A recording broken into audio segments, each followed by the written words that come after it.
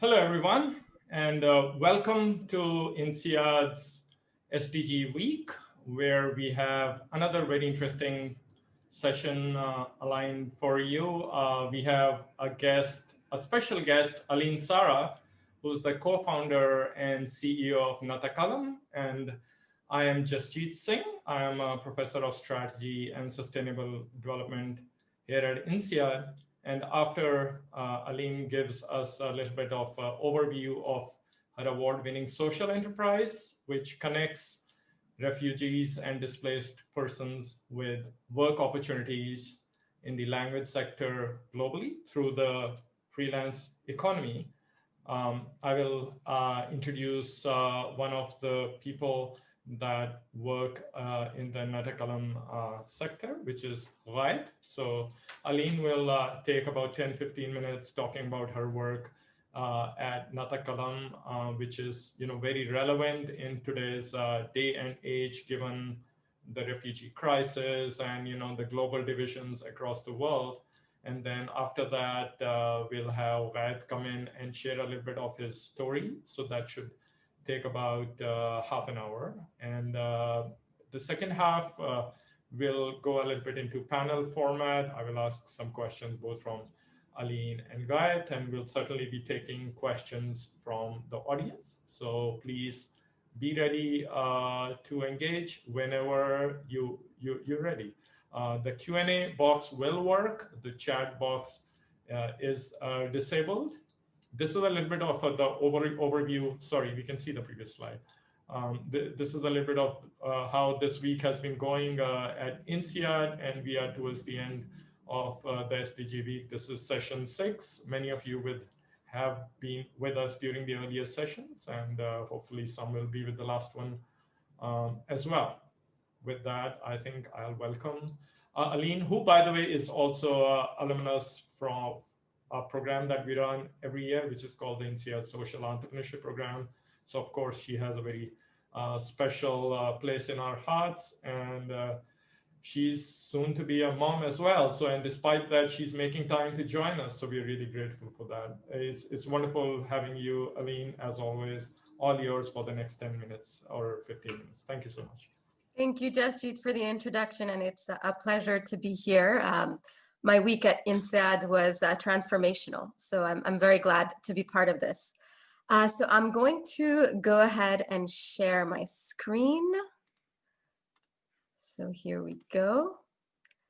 So if everyone can confirm that they can see it. Yep, we're good. Great. Okay, wonderful. So a quick background on myself, because it's very relevant to the work I'm doing. My family is originally from Lebanon, and I was born and raised in New York City. And most of my career has been in the space of human rights and journalism. So social entrepreneurship came at a later point. So I am delighted to present to you NaTakallam, which means we speak. And NaTakallam came to life on the backdrop of the current global refugee crisis. So it was born actually in 2015. Today, we're at about 79 million forcibly displaced people worldwide. Of those people, about a third are refugees. And what we don't really realize, we always hear about the refugee crisis, but very few people fully understand what it means to be displaced. And in fact, most of the forcibly displaced people we're talking about are living in a limbo status. Only 1% of them get resettled to countries and places where they are given a full right to become a citizen and start working again and seeing a future. So most of these individuals, even though many millions are highly educated, have no access to an income and really no hope on the horizon. At the same time, they are connected. Unlike the last refugee crisis, which was World War II, we live in the era of the World Wide Web. And so we live in the era of the connected refugee. We're also living in an era where the global language learning market is exploding, and particularly the online learning markets. And these stats are actually pre-COVID. So with COVID, that explosion has actually been exponential. So the idea for NaTakallam was actually quite simple. I thought of it based on my experience as a Lebanese, seeing millions of Syrians come into Lebanon where they have no really legal status and no right to work, yet no really future ahead because it's very hard for them to get resettled to places in Europe. And the idea was, what can they do if they cannot access the local economy? And at the same time, I was looking for ways to practice my Arabic from New York City. So I just had a bit of a light bulb moment and thought to myself, well, what if we created an online language platform where the tutors were refugees who would really struggle actually to get employed locally? So the solution is quite simple. Someone like Kate, a student all the way in Baltimore, looking for ways to practice Arabic, and Noor, who's a Syrian refugee in Lebanon and can't access the local economy, well, they connect every week for language practice, and Kate gets affordable, flexible, impactful language practice, while Noor gets not only an income, but a restored sense of dignity and purpose, because being a refugee is not just, you know, losing your income and losing your home. It's so much more, and I think Raif will speak about that. And also because of NaTakallam's nature of connecting people, it rekindles social networks that often displaced people have lost due to conflict and fleeing. So NaTakallam is operating at the intersection of three main tenets, which is the fact that we live in the era of connected refugees with millions of highly skilled individuals who are looking for access to an income and work. The growing demand for language services worldwide, and this new phenomenon of the digital economy, the digital freelance economy. So while we started originally with a focus on Arabic taught by Syrian refugees, in our 5 years of existence, we've expanded. So we offer three main business lines. The first one is mostly B2C language learning, and now it's available in Arabic in about 9 different dialects, but also Persian with Iranian and Afghan refugees, French with Francophone refugees, Francophone African refugees, and Spanish with Venezuelan and Central American refugees. The next program we have is mostly academic partnerships. So that's more of a B2C line. We sell our services to schools and universities across the US mostly, but also worldwide.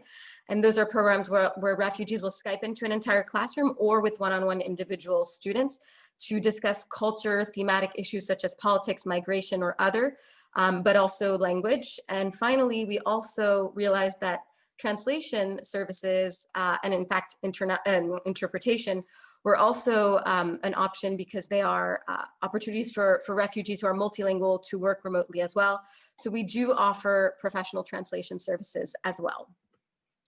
To talk a little bit about our reach and our impact, we are really excited to be hitting our goal of $1 million in disbursement to refugees and actually their host communities as well, because we've now added host community members to work with as well. By the end of 2020, we've worked with over 9,000 unique users in countries worldwide, with dozens of schools and universities and organizational clients, especially for translation. A couple of other interesting facts. 60% of our language tutors and translators report NaTakallam is their only source of income. And this data has been exacerbated by COVID, because if anyone had any other side job, it was a job that they lost. The ripple effects are seen in the fact that 30% of our tutors and translators found other jobs through the work with NaTakallam. They got resettlements, and I think Raif can speak about that as well, through NaTakallam. So there's this concept of the network I mentioned earlier. And also 40% sustain themselves through NaTakallam while pursuing educational opportunities. So very often refugees who finally got resettled to Germany or to Brazil are studying to become, a dentist in the new system. They need to sustain themselves while doing that, so they will use NaTakallam. This is just a bit of an example of the partnerships and organizational clients we work with. So quite a few Ivy League schools in the US, but of course, smaller schools as well. And from the organizational standpoint, we work with both a number of NGOs, but more and more with the private sector as well. And, you know, it is worth noting that while we are already at a peak of displacement today, almost 80 million, we are just at the beginning, unfortunately, because with climate change, the World Bank predicts another 140 million people will be forced to migrate. So it really becomes urgent to include migrant communities in our economies and in our businesses. Finally, because it is 2020, you know, we have all and continue to bear the burden and challenges of COVID. What is very interesting with NaTakallam is that it is, because of its nature of being online from the beginning, it is COVID proof. So it's interesting here, this is just a sample of our conversation session sales. So you can note that as of March, we saw already a doubling of our numbers. And then consistent through April, May, June, we were at triple the amount of sales. So that manifested itself in actually doubling in the immediate of income to refugees, because there's a disbursement process that takes place over time. And so, you know, while refugees and migrant communities are already going to be much more vulnerable to the consequences of COVID and what that means from a political standpoint, resettlement standpoint, they were actually able through NaTakallam to further sustain themselves and stay connected. So that was something that was very, you know, exciting to see. So just a quick note about the work we do in the space of the humanitarian and traditional aid sector. So we are, you know, the title of this you know, webinar is Humanitarian Entrepreneurship, because we are a bit of, you know, it's almost like humanitarian work. At the same time, it's, you know, the social enterprise model, et cetera. So, you know, what we notice compared to traditional NGOs and livelihood programs by NGOs is NaTakallam is market-based because we are a small, nimble organization, unlike large bureaucratic NGOs. We were able to be much more, you know, take many more risks and be much more specific early on. At NaTakallam, we really don't look at our tutors and translators, our refugee tutors and translators as beneficiaries, but customers. We send surveys, we try to check in on them to make sure that they are happy with the work. We report to customers and not donors. And, you know, in the case of NaTakallam, of course, the tutors and translators are not passive recipients to aid, which is not sustainable, but self-sustaining their income. And again, another interesting particularity is, you know, Raif, who will be speaking in just a bit, he started with NaTakallam when he was in Lebanon in a complete limbo status with, you know, no ID, no rights to live and work. And he, you know, ended up in Italy. So he's still with us today, and he's, you know, one of our senior tutors and translators, and I'll let him speak, but the fact that we're online really enables us to transcend physical borders, which for migrant populations who are constantly on the go is very important. So I'm gonna stop there, and I'm really looking forward to the Q&A, and I'm going to invite Raif, who I've known for 5 years now, to share his journey and tell us a bit more about, you know, how he's ended up where he is today. So tfaddal, which means, you know, please go ahead in Arabic. Hi. Thank you so much, Aline. Hello, everyone. I'm very happy to be with you and to share my story with you, my story as a refugee and my story with NaTakallam as well. Please just confirm if you hear me very well before I go ahead. Yep, all good, Guy. Great, thank you. So my name is Guy Hallak. I'm from Syria, originally from the province of Hama, which is a province in the kind of center of Syria. I left Syria in 2013 due to the war in Syria. Before that, I was doing my military service, which is compulsory in Syria. When you reach a specific age, you have to join the army in Syria. So it's something mandatory for all young people there. I joined the army 2010, 1 year or about like 7 months before the start of the revolution in Syria. So I was expecting that it could be just 1.5 years, like in a regular situation. And but because of the situation, they didn't like they didn't release us, they didn't end they kept us in the army, and in a very bad situation where I found myself one day in a military unit in a siege, some rebels surrounding my unit, and it was like a real battle in that time. I got injured. I faced a very bad, I was in a very bad situation in that period. I got injured, a lot of shrapnels entered my head. In that moment, I decided that I have to leave my country. I have to leave the army, because not only because of the bad situation, because at the same time I didn't believe about why I'm there in this army, because for me it was like a war between Syrians. Syrians kill Syrians. That's the situation. I didn't want to be a part of this war, so I decided to leave. When they sent me to the hospital after the siege, I organized my trip to Lebanon. Unfortunately, I was not able to pass the legal border cross because of my identity as a soldier. So I took a legal situation through the mountain, and I arrived in Lebanon in August 2013. In the first period, I thought like everything is okay now. I'm away from the war. I'm away from the violence. I'm in a safe place. But I faced another problem, which is my situation in Lebanon as illegal refugees, as they call us in Lebanon, which means I'm without residence in Lebanon. I just came illegally to the country. I passed the border, as I told you, from illegal way. This situation forced me to stay without job. I was trying to find a job because I don't have documents in Lebanon. I was not able to find a job. I was not able to continue my studies. I was not able to do anything, even to apply for travel or for asylum in different countries. At the same time, I was living in under risk, because if they arrest me or like stop me on a checkpoint in the street and they find that I'm without documents, they will put me in the jail, which happened. And I stayed in the jail for about 1 week because of this reason, and I managed to get out later. Some people helped me some Lebanese friend helped me, and they guaranteed that I will fix my legal situation in Lebanon. But I was not able to do that. So my only choice was to work illegally. I started as a reporter, writer, freelance writer in Lebanon.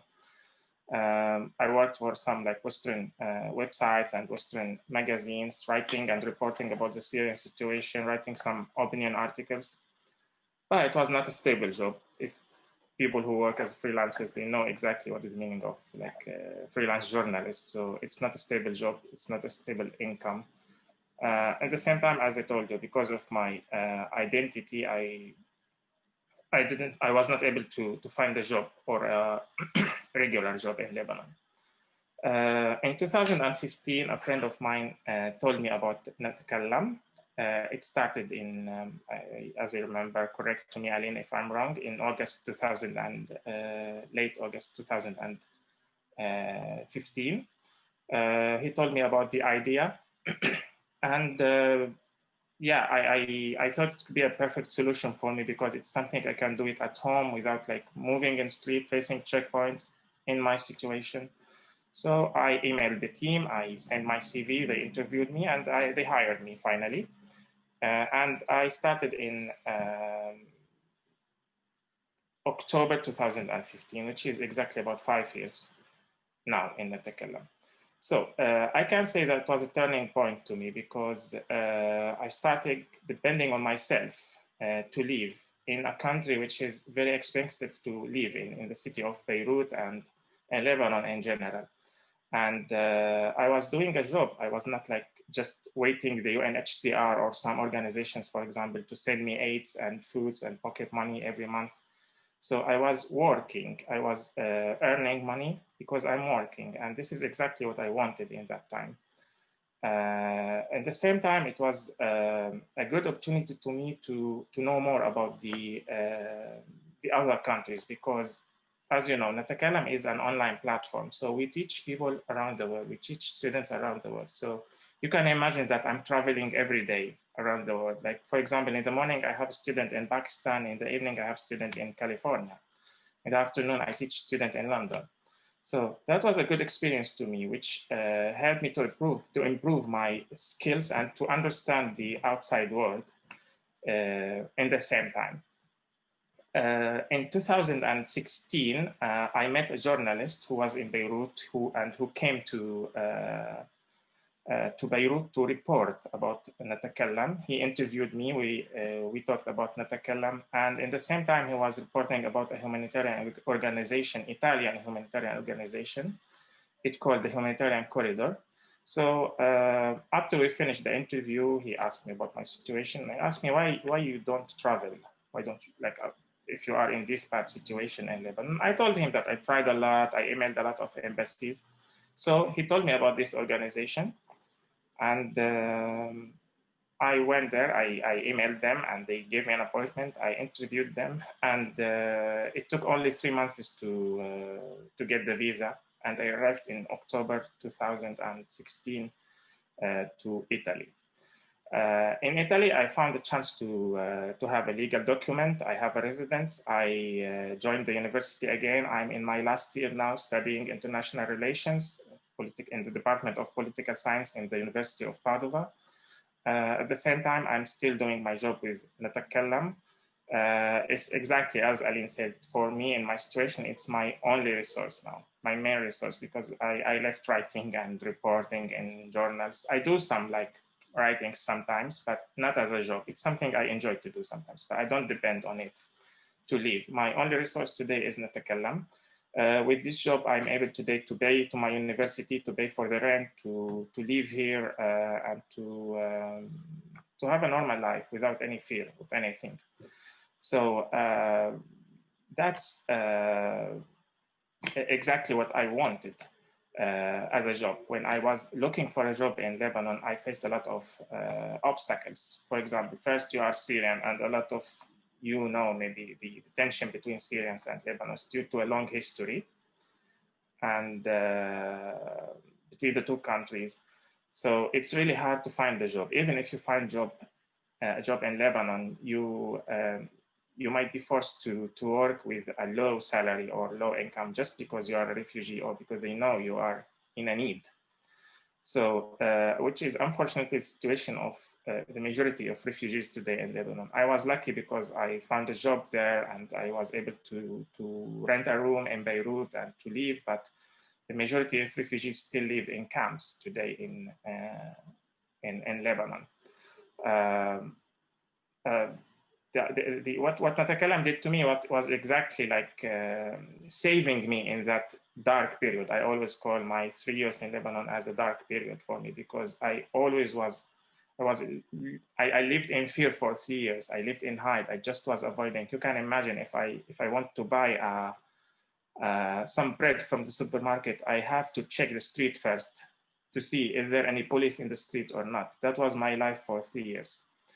And finally, I found myself like working and like earning money from like because of my effort, not as I told you, which is something mentioned, Aline, which is very important. It's keep your dignity as well. You don't have to wait a lot of organization. You don't have to wait a lot of donors to help you. Like this is for you because you are a refugee. No, we provide a service and people pay us because we provide them a service. So it's like two sides relations between the teacher or the translator and the client as well.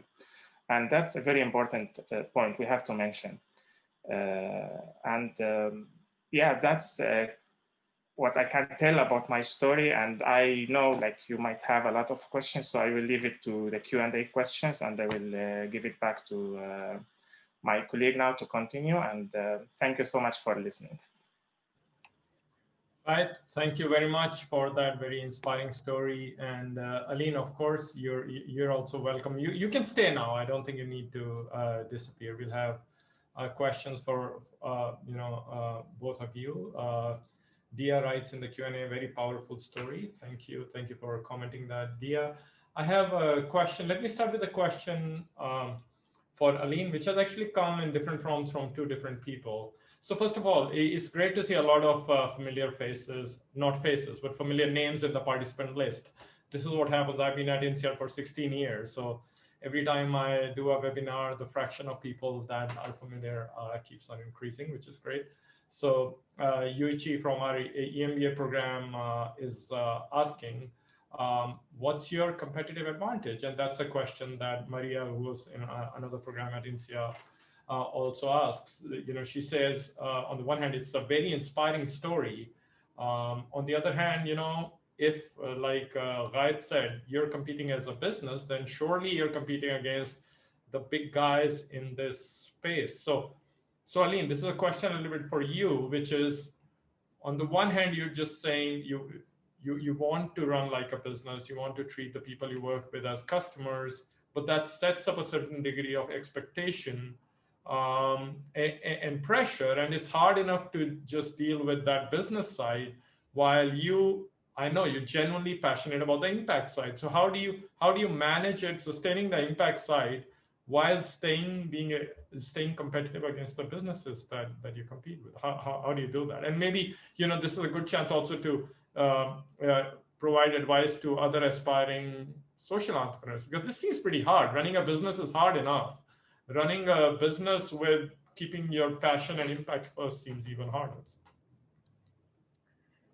Yeah, no, thank you for those questions that are really the thick of it, right? Of the debate. I think, while we are a business and a social enterprise, we definitely have always run NaTakallam with the impact first mindset, which means you are immediately not thinking like, I think the most typical ways that, the startup mindset is, which is rapid growth and returns. We want to grow because we want to grow our impact, but we don't want to risk losing our impact to get those fast, rapid monetary returns. So I think that the first thing from the social enterprise mindset is also there is patience and caution. And really what is driving you is not necessarily the giganticness of your potential enterprise and the exponential growth and that hockey stick revenue, but really the impact. And I would say that we're also much more along the lines of depth of impact versus breadth of impact. With time, we've come to realize that the truth is the level of catastrophe we live in today from a migration standpoint and poverty standpoint is so massive that we think that we want to take our time first to get things right, even if it's going to be slow at the beginning. And we're 5 years old. We're not very old, but we're not, startups will want to grow much quicker. So I think we are being a bit more patient.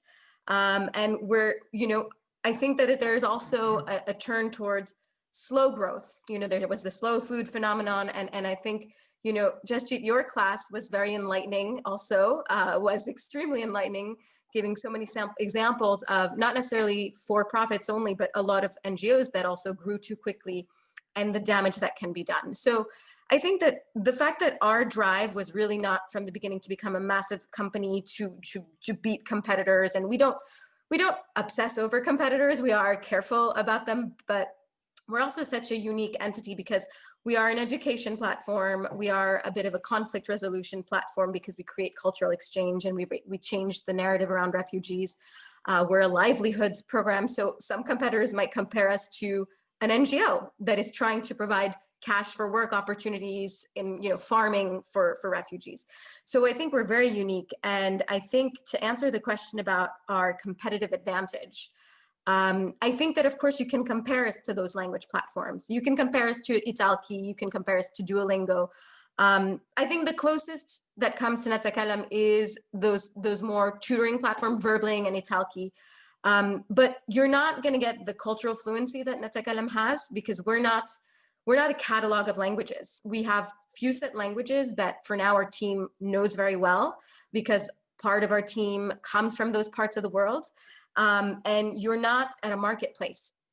You actually are matched by NaTakallam. So when you sign up, you provide background on your language skills, background on your interests, and then we match you with the best language partner we also do that matching to make sure that we try and distribute as much as possible the work to our language partners. If we were just a marketplace, you know, that same 5-star tutor would keep getting those students, which is great for that person, but that also limits the amount of impact. So we have quite competitive pricing for now, but I would say people who come to NaTakallam are very much driven by the social impact and the fact that they are getting, you know, to meet individuals like Raif and to support individuals who might not have another lifeline. So, you know, I think, did I answer any follow-ups? Sure. So that's good. So let me ask a follow-up question, and that's, I think also gets to another very important point that we've talked about in the past, which is there's a lot of stereotyping of refugees, right? Refugees are poor people, no skills, living in camps, dependent on aid. And you know, it's very powerful to see Raif with us here as, you know, a professional, well-skilled, he has something to offer to the world, is trying to just live a normal life like all of us like to do. So I think, so let me start first with a specific question that again Yuichi asked, which is, among the refugees, you know, what is the norm? Are there really a lot of people like Raif in there, or did you know, bring one exception here to inspire us, but this is really not reflective? And more generally, there's the question, which I think, in my view, perhaps might be a question too big for NaTakallam per se, because you have to focus. But the question is, what about the refugees that are genuinely not skilled and are dependent on aid, and how should we think about, especially as a business community, is there anything we can do about that, or does that really have to be left to the humanitarian? And, you know, Aline, maybe I'll let you start. And then one of the things that I'd love to hear from Raif on this is, did you face, Raif, any kind of stereotyping? People say, you're a refugee, you're from Syria, this is what that means. And then you had to fight against that image. But, you know, maybe Aline can share the big picture view of that, and then we can hear Raif's personal experience, especially, you know, once you were in Italy, you say, you know, hey, you know, I was in the Syrian army, or, you know, I'm a refugee in Italy. What is people's reaction to that? Thank you. Yes, so to answer the first question about the refugee population and their education levels. So unfortunately, we really live in a world where we're a victim of media, and you know, the media will focus a lot more on, you know, portraying, you know, those refugees in the refugee camps, et cetera. In fact, if I could change your poll, Jasjit, I'd poll everyone and ask them how many people they think are refugees who live in camps, because the vast majority of refugees do not live in camps, the vast majority. Being a refugee is not correlated directly with your socioeconomic status. I don't know about you guys, but I think that there's a higher chance of having a civil war in the US than there is in the Middle East today. And, you know, again, I think that we have, unfortunately, all in our mind, this image of the poor refugee with no shoes in the camp, in the desert, etc. That's not accurate. Refugees are millions of refugees. And just like any country, there's all kinds of profiles and education levels and religious backgrounds and etc. So, I think it's really, you know, one of our goals with NaTakallam is to change that immediate image we have of refugees, because unfortunately, it's really the wrong one. And if you go back in history, there was a time where refugees, you know, during the Cold War, were seen as heroes, right? They fled persecution, political persecution, etc. So unfortunately, we're very far from that. I don't have data that is 100% specific on what percentage of the refugee population is highly educated or, you know, has a graduate degree or undergraduate degree. But what I can say is that for Syria actually, pre-war Syria is one of the countries with the highest literacy rates in the Middle East. And one of the goals of NaTakallam is actually to salvage the human capital that is at risk of being lost when these millions of people who were doctors and lawyers and journalists and architects have been, have been robbed from a future and a life. So, and we have specifically chosen from a strategic perspective that our level of impact for now, as NaTakallam, who started from scratch with no resources, to work with those individuals like Raif, who has already those skill set available. And I mean, Raif was not Raif has a background in computer science, but he's become an incredible teacher over time. Of course. So it's, I think that as we progress, as NaTakallam grows, we do hope to go towards more vulnerable, harder to reach refugee communities, even though we already have some. We have refugees in camps in Iraq who are working electricity cuts in the, so there's a variety of profiles in the global refugee population and even within NaTakallam. But for now, there is a baseline. And as we continue to grow, we also don't want to reinvent the wheel, because if you go to NGOs, many NGOs have funding to train refugees.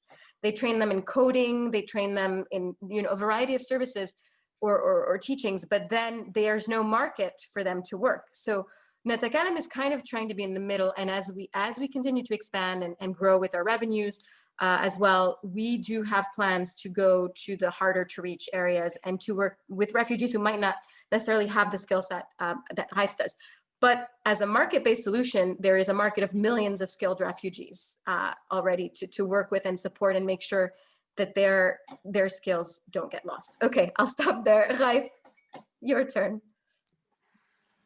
Yeah, I totally agree with Aline, because it's the fault of media today to create this stereotype about refugees, because media don't focus in the media about, like, for example, successful stories for refugees. Like, for example, a refugee who arrived in Europe and he has a restaurant now.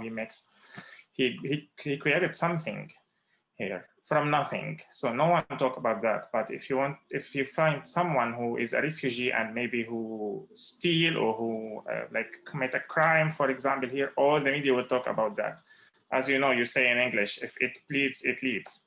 Always. So they focus always on this type of refugees. They don't think that a lot of refugees are professors, doctors, journalists, engineers.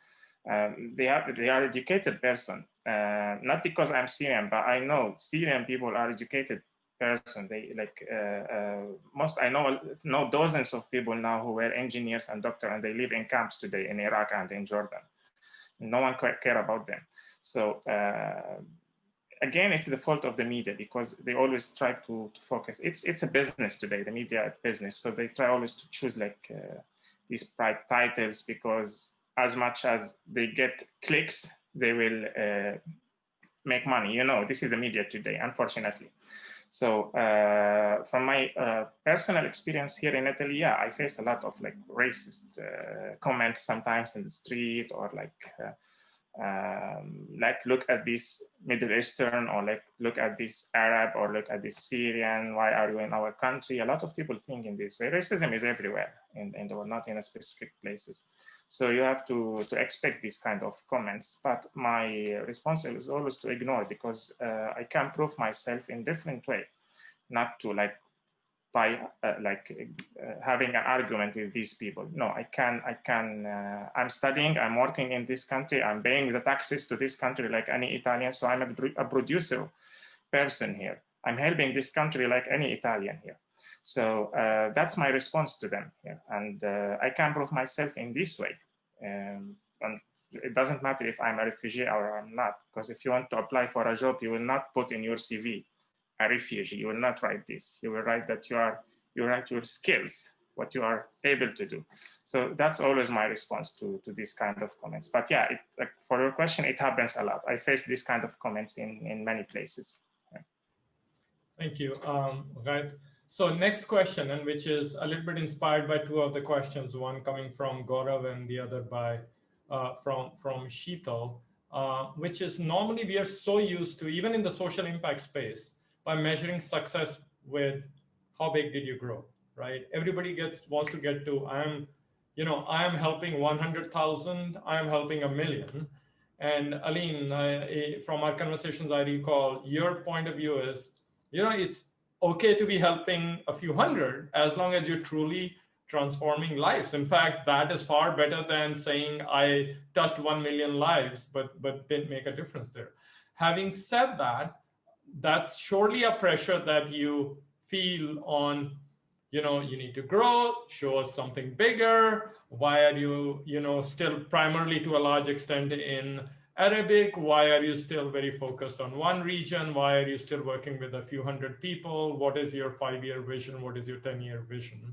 How do you answer those questions? And while we talk about growth, one specific one sort of to sneak in is so it's amazing. COVID, in a way, was a blessing in disguise, at least in terms of you helping build up your business. As you think of future growth, how do you actually, do you think that the COVID thing will be a blip, or is that something you think you'll be able to sustain going forward as well? Great, thank you for those questions. I'll start with the last one. So yeah, COVID was quite an interesting moment of opportunity, I would say, for us. It was more of an opportunity for us to really talk about NaTakallam at a time where it was relevant to get the word out. Because we're such humanitarians and that's our background, we have actually been much less active on the marketing side of things.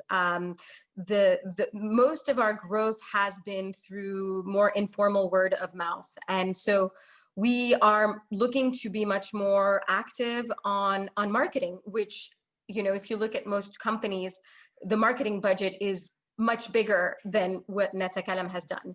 NaTakallam has also purposely not gone too quickly because we are still in the process of developing our technology.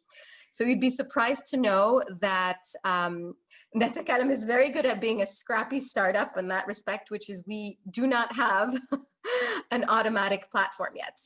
Everything that's been done is most of my co-worker, who is not a techie, but really good with all these different systems. And we've put together systems that are enabling us to handle, you know, right now, thousands of students signing up and you know, tutors and translators. But we are actually at a point where we are still working on the technology that would then enable us to be much more proactive on outreach and sales and growth. Also, this timing has actually let us really perfect the service we're providing. You know, the first year we launched NaTakallam, you know, when we're hiring certain, you know, refugees who might not be teachers themselves, you know, that's a learning experience. Also, what is the type of support they need to actually go from being an architect to being a good interlocutor and tutor. So, you know, I believe that the slow growth, which is slow in the traditional startup mindset, has actually been fundamental, enabling us to get a solid base. And our actual goal right now is much more of the scaling up process. We also have 3 different business lines, which means that based on how each one is doing, like if we have a hiccup at some point, you know, we're going to be pushing other business lines that can work. But of course, timing has been critical. Our launch was right at the moment that, you know, that the photo of Ilan Kurdi, the little Syrian boy washed up on the shores of Turkey, went viral. That's actually what triggered NaTakallam going viral on social media. COVID has been a very timely opportunity for us to really push our online services. And interestingly, we've actually maintained most of that growth. And while our B2C services accounted for about 30% of our income in March, today it's 60% of our shared revenue, compared to the other services. So we actually, you know, while there was a fear that this might just be a blip, we actually have a momentum now, and we plan to really accelerate on the comms and marketing side of things, which have not been what we've focused mostly on. Most of our focus has really been on the product and the service. Did I answer both of those questions? I think that was good for now. Thank you, okay. Aline. So you know, just in the spirit of seeing you know, how people feel, and especially because we have a relatively small group, let's run a quick poll, right? And so one of the things that I see a lot of people asking Aline is that you really need to get external investors in to fuel future growth, right? And Aline is always hesitant. External investors means they might put profits first above mission. So I just want to get a sense from the people, if you don't mind launching the poll, Julia. My question is, do you think Aline should be going after normal, you know, let's say impact investors or even more sort of mainstream investors to fuel growth of her business?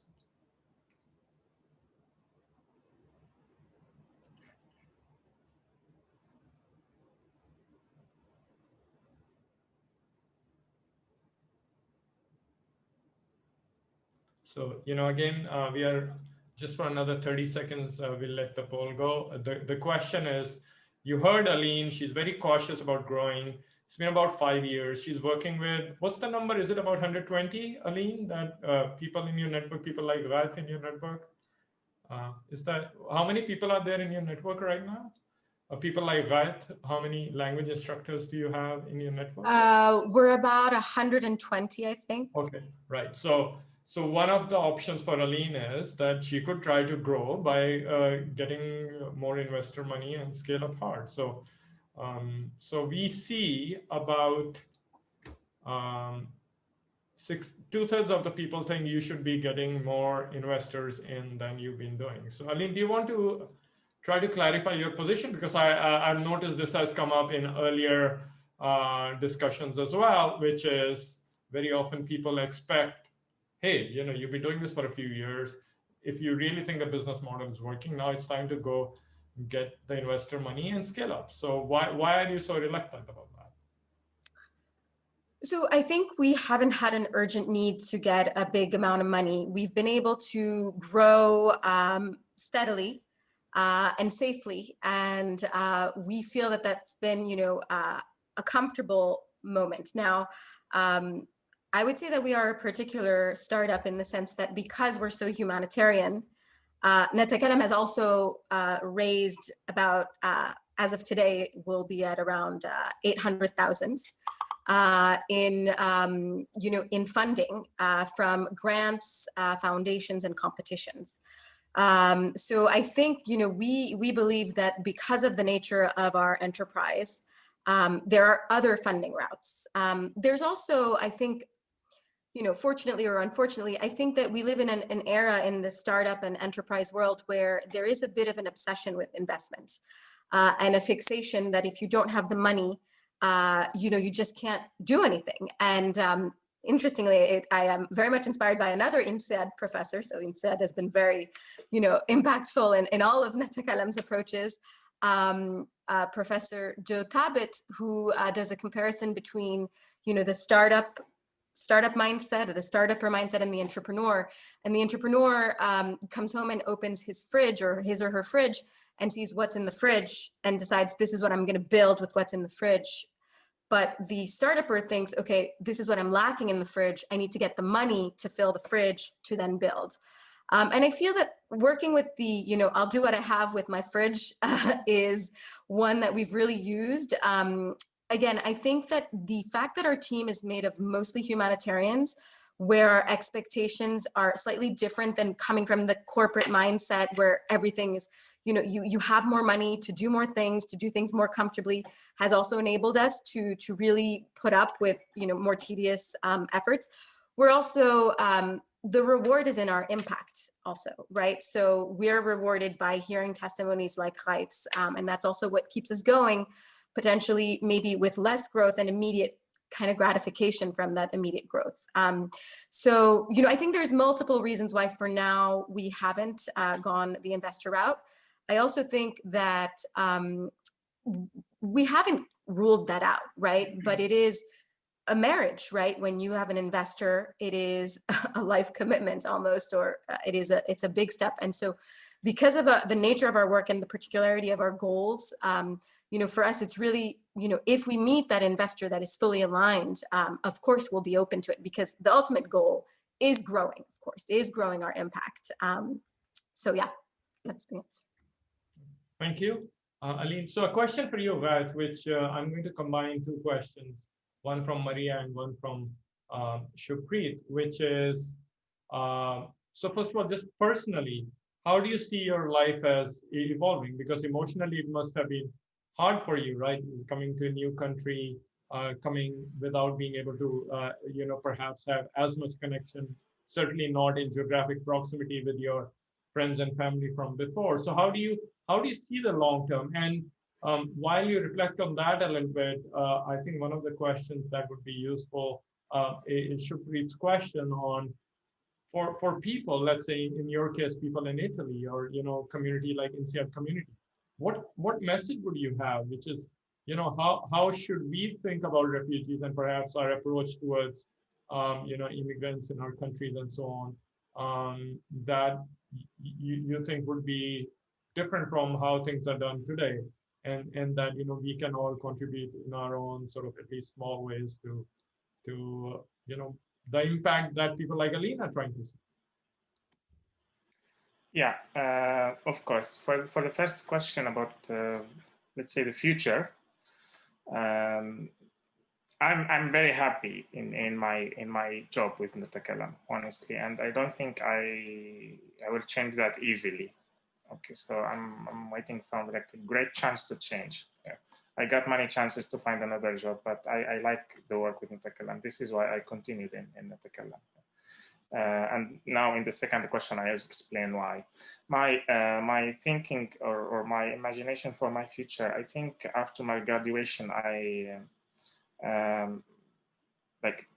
will go in the humanitarian organization direction. I will try to find a job in one of these humanitarian organizations for many reasons. First, because as I told you, I came here because of one of these humanitarian organizations that I was in touch, or got in touch with them through NaTakallam as well, in a way. So I think as a refugee, I can work with refugees in the future, because I can understand the refugees and I can understand their thoughts, their needs, how they think exactly, because I was in their situation one day, especially the new arrivals here to Europe.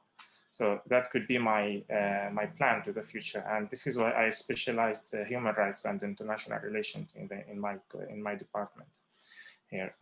For the second question, I guess what people need, or what refugees need here in Italy or any different place, they just need someone trust them and give them the chance to show what they can do. This is exactly what NaTakallam did to me when I was in Lebanon. They didn't deal with me as a refugee or as Syrian, or they dealt with me that I'm skillful. I have skills to do this job.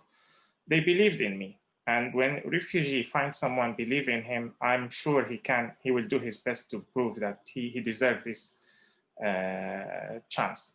And so what refugees need exactly, not dealing with them as refugees, like not labeling them in this category, refugees here. Like as we talked before, like this stereotype, these people who live in tent just waiting for the weekly aid or something like that. No, believe that they are people, if they have the chance to do something, they can do something, they will do something. And of course, we have these kind of people who don't want to do anything in their life, just spend their life depending on aids. But I'm sure that's not the majority of refugees. A lot of refugees, as I told you, they just waited for one chance to revive and to start again in their life. This is exactly what we need here. What NaTakallam did to me, that they took me from the bottom to the, I will not say I'm in the top, but to a good place, exactly. When I was in Lebanon. As I told you, I was living in fear of arrest. I was not able to leave to go back to Syria. I didn't find a chance to resettle in another country for about 3 years. The police came to my house twice, just asking for residence paper and for documents, and I was hiding in some places sometimes too. I didn't remember when I texted her one day. I was hiding in a water tank. I told her, like, maybe this is the last time I will talk with you, because the police is here and they will arrest me and send me back to Syria. This is where exactly I was, and fortunately it didn't happen, and I survived in that time. So that was my life for 3 years, honestly, in Lebanon. And I just wanted someone to trust that I'm able to do something, and NaTakallam was that one. So that's exactly what refugees need in Europe, in Italy, in Lebanon, in all places, even in the US. Just trust them, give them the chance, and then leave them. Thank you, guys. Very inspiring. And it's good to see that, any impact Aline is having that has a multiplier impact with the people that come to new community can then, spread your mission in a way. So Aline, just, we're headed towards the last couple of questions. So I see one of the questions which has come up in, Sheetal has expressed it in one way earlier, and Diana just now, right, as well, which is, this notion of skills, right? And like Rad said, a lot of people already have the skills, but you still need to figure out who has what skills. The other is some of them might have the raw potential, but not have the skills. So how do you go through that? How do you find which of this large population has the kind of skills that matches what you need? And then what do you do to actually support and hone those skills and then ultimately be able to deliver a product that's competitive in the market? And that seems like a pretty tall order. So how do you go about finding the right people, making sure their skills are up to date and up to the mark? If they aren't, how do you support them? And how do you still do all of this while running a profitable business, or hopefully a business that breaks even at least? So. Yeah, I mean, so I think it's interesting, of course. I think most people, when they will hear, NaTakallam works with refugees and displaced persons and hires them to deliver services, language services, there will likely be a very rapid concern for quality with most audiences. And what we are really trying to do at NaTakallam is actually bring both, which is we are having impact, but we are also working to make sure that we have the quality. And if we didn't have the quality, I don't think we'd be here 5 years later. In regards to recruitment and how we hire our talent, the sad truth is that there are millions to choose from. There are millions of skilled refugees to choose from.